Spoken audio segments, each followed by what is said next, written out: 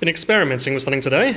It flows like a liquid, but as soon as you apply any pressure by, say, stirring it or trying to pick it up, it acts like a solid instead. See, it has both liquid and solid properties.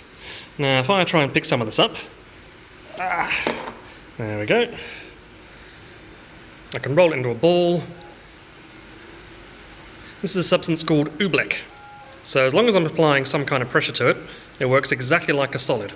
But as soon as I stop rolling it around and squishing it, it just goes back into a flowing liquid again.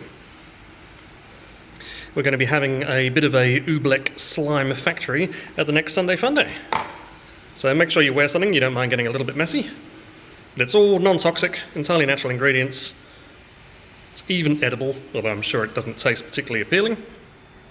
You should have some good messy fun for all ages.